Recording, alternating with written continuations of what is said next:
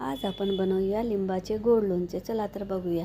हे घरच्या झाडाचे मी काही लिंब तोडले आहे, पण तुम्हाला लिंबाचे लोणचे करायचे आहे तर बाजारातले असे पिवळे पातळ छिलकेवाले लिंब घेऊन यायचे आहे. त्याला असे बारीक फोडींमध्ये कापून घ्यायचे आहे. कापल्यानंतर यातील बिया आपल्याला वेगळ्या काढायच्या आहेत. त्यानंतर हे लिंबू आपल्याला एका पात्रामध्ये वाफवून घ्यायचे आहे कुकरमध्ये. 5 ते 10 मिनटं हे वाफवल्यानंतर आपले लिंब अशा प्रकारे शिजत असतात. आता हे लिंब आपल्याला ज्या गंजामध्ये आपल्याला लोणचे तयार करायचे त्या गंजात टाकून घ्यायचे आहे. त्यानंतर आपल्याला यामध्ये जेवढे गोड हवे आहे तेवढा गोड टाकून घ्यायचा आहे व शिजवायचे आहे. शिजवताना यामध्ये आपल्याला काही मसाले टाकायचे आहे. त्याकरता मी मीठ, काळं मीठ, साधं मीठ, तिखट, हळद, थोडे सौंफ.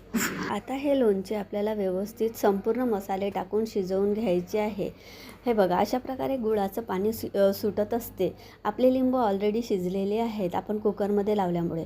त्यामुळे गुळाचे पाणी व्यवस्थित आटतपर्यंत हे लिंबू शिजवून घ्यायचे आहे. लिंबू शिजल्यानंतर आपले हे खटपे मिठे चटपटे लोणचे तयार होत असते. यामध्ये थोडा चाट मसाला पण टाकू शकतो. याने टेस्ट खूप छान येत असते. हे बघा, अशा प्रकारे आपले लिंबाचे लोणचे तयार होत असते.